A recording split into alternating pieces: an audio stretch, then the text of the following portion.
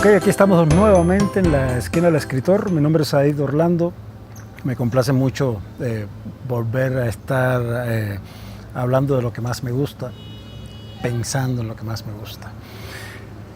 Cuando hablamos del método de personaje, hay que comprender que que el núcleo del método y que todo el método está alrededor del personaje, que el personaje es el que aporta la información desde el principio y la va a seguir aportando por el resto del relato.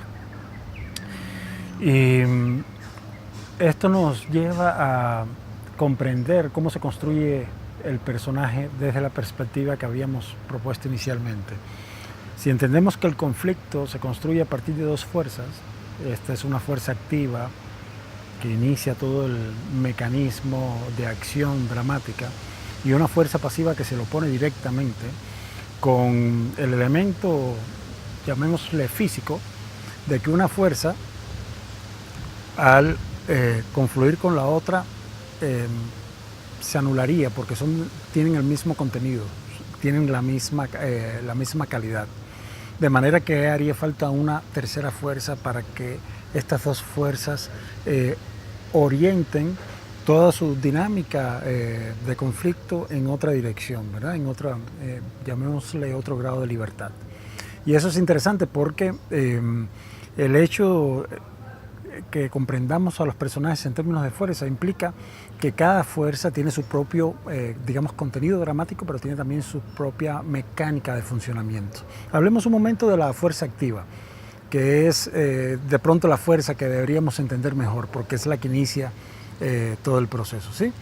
La fuerza activa no requiere de ningún tipo de influencia externa, sino que sencillamente como una bola en pendiente caería en caída libre si no tuviera algún tipo de obstáculo que la detenga, ¿cierto? La fuerza activa es extremadamente energética, en un sentido dramático, quiero decir, y es siempre el personaje, llamémosle el personaje principal del relato.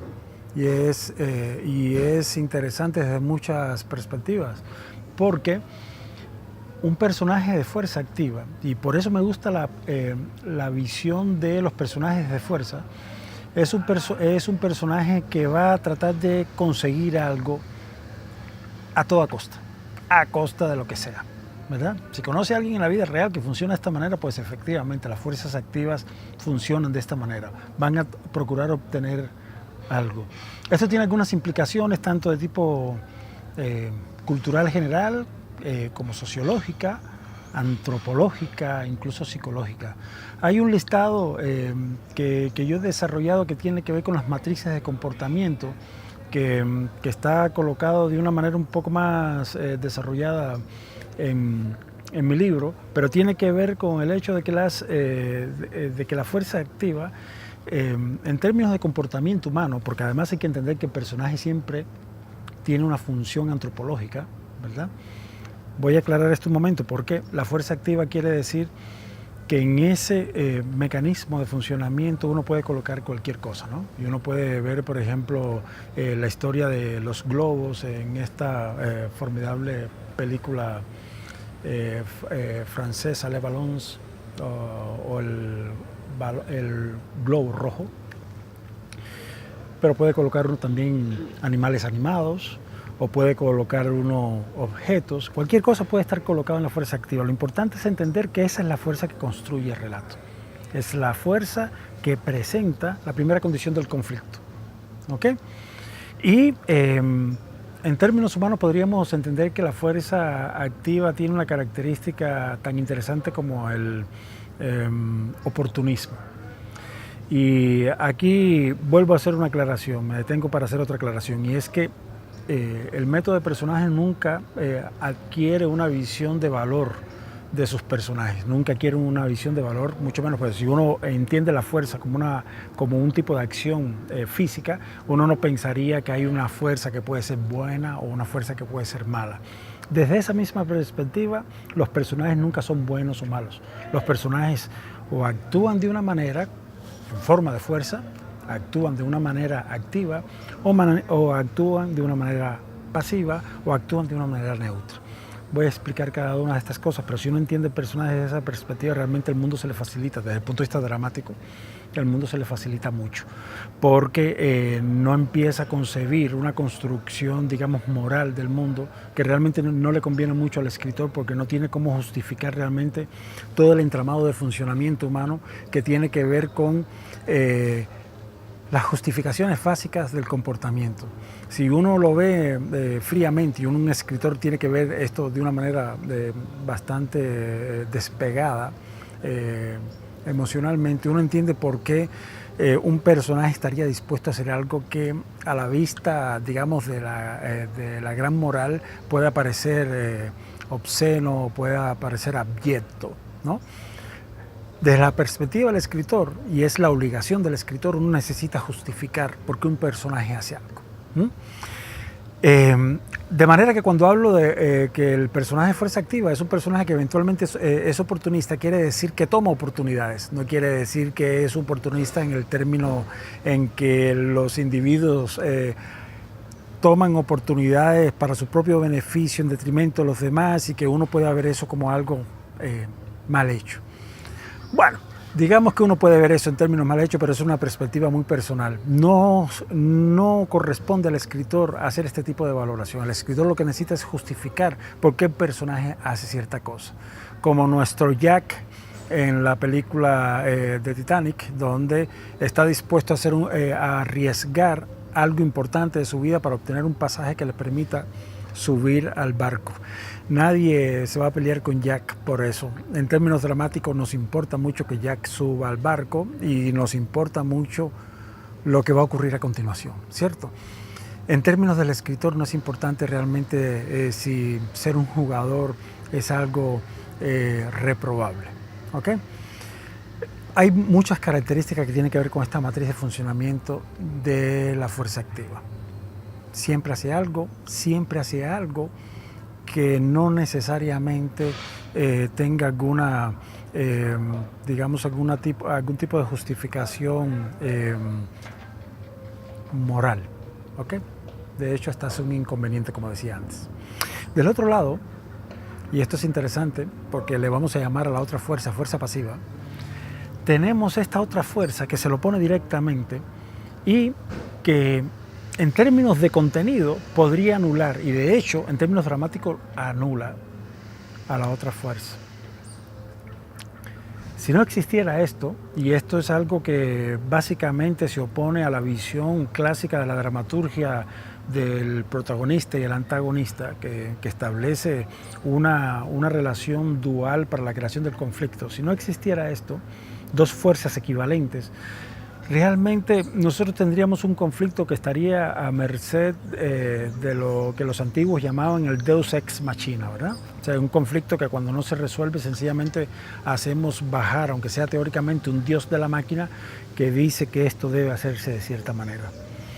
Y la fuerza pasiva, que es una fuerza muy interesante, las tres fuerzas son muy interesantes, ¿verdad? Cada una en su tipo, supone que requiere de una fuerza externa para funcionar. Así que tenemos una fuerza activa que se mueve en una dirección y tenemos una fuerza pasiva que se lo pone directamente. Y esta fuerza pasiva solo se lo pone por el ejercicio de esta primera fuerza.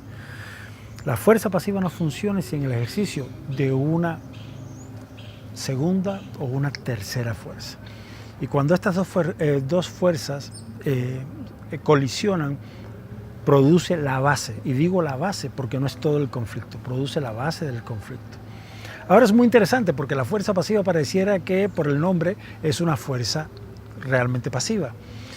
Y en la práctica una fuerza pasiva puede resultar tan violenta como la fuerza activa, pues digamos un personaje puede resultar tan violento como cualquier otro personaje en cualquier relato siendo de fuerza pasiva, porque ser de fuerza pasiva no quiere decir que no es capaz de hacer nada. Es todo lo contrario, solo que funciona proporcionalmente a la otra fuerza. Por eso se anularían, o por eso se anulan, digamos, dramáticamente tienden a anularse.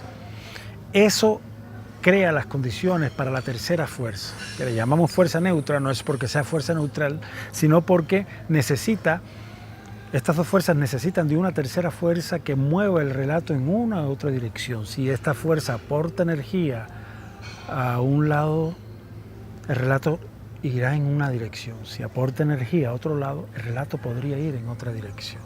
¿Okay? Esto es muy fácil de entender cuando uno ve cualquier relato contemporáneo, y el método de personaje realmente se ha esforzado mucho en entender cómo los escritores contemporáneos resuelven el relato desde una perspectiva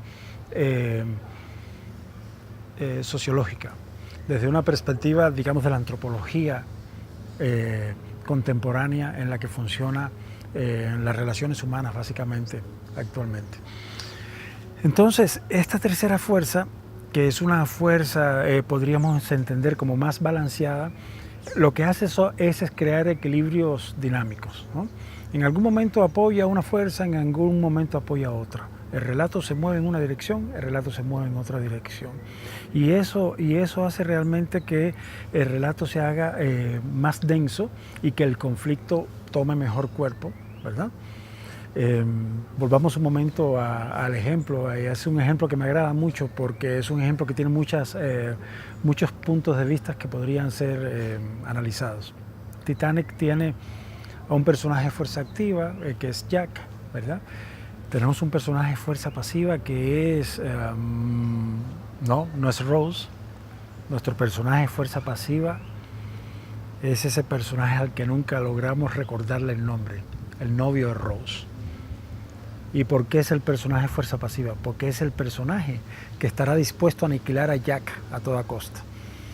Y ahí es lo interesante de los personajes de fuerza pasiva. Este es un personaje que efectivamente no habría funcionado en el relato si no hubiera habido un ejercicio de la fuerza activa, que es Jack queriendo robarle la novia, ¿cierto? Así que, si lo pensamos fríamente, este no es un personaje que por su propia voluntad, está dispuesto a atacar a Jack. De hecho, ni siquiera lo hace él mismo, manda a sus secuaces a hacerlo, porque la fuerza pasiva podríamos entenderla como una fuerza que no está orientada, no está dada a la violencia por sí misma. Eso es muy interesante, ¿cierto? ¿Quién resuelve el relato del Titanic? Ahí tenemos entonces la tríada armada. Aquí arriba tenemos a Rose, que ese personaje es esta chica. Y esto es una visión, comprendo, bastante diferente a lo que usualmente logramos entender y lo que nos ha legado toda la dramaturgia clásica, porque pensaríamos en primer lugar que es Jack y Rose, ¿verdad? Los dos personajes del conflicto. En realidad, Rose es nuestro tercer personaje, es el personaje que va a resolver el conflicto. Es el personaje que, si no se enamora de Jack, no termina de construir el relato. Si se hubiese quedado con el novio, como el relato venía trayendo en los antecedentes de la propuesta dramática, donde esta chica se sube al barco eventualmente en contra de su voluntad o tal vez sin quererlo tanto, y termina con el novio con el que venía, no habríamos tenido relato del Titanic, ¿cierto? En cambio, se enamora de Jack y eso cambia completamente el relato. El aporte de energía que hace a la fuerza activa, que es donde generalmente la fuerza neutra hace su mayor aporte, termina por hacer el relato más claro, más tendencioso en una dirección, y al final de cuentas es quien resuelve el relato. Nuestro personaje de fuerza neutra realmente es, como en la vida, que en algún momento hablaré de eso, es el que realmente termina de resolver el conflicto. Esto es apenas lo que yo llamo rascar la copa del iceberg, ¿verdad? En realidad, comprender al personaje es el núcleo de todo este sistema y es lo que nos permite entender cómo construir el conflicto y cómo resolverlo. En algún momento hablaremos de cómo funciona toda la estructura del relato en 5 momentos específicos que me gusta determinar porque ayuda mucho a construir toda la estructura dramática. Mi nombre es Said Orlando, estoy hoy en este lugar hermoso. Les prometí que íbamos a estar en algún momento con un poco más de luz, y hoy realmente tenemos lo que llamamos la luz dorada del cine. Y Vinomundo nos ha prestado otra vez su casa y le estamos agradecidos por el espacio, por la luz y por este café delicioso que siempre está dispuesto a ofrecernos. Les recuerdo que mi libro Aprender a Escribir, orientado a escritores, sea que ya haya caminado un poco en este mundo, sea que empiece en él, el libro en cualquier caso le va a servir. Es una metodología que sirve a armar todo el conocimiento de la dramaturgia para medios de comunicación desde cero. Una vez más les agradezco que estén del otro lado. Yo me mantendré por aquí un rato más y hasta la próxima.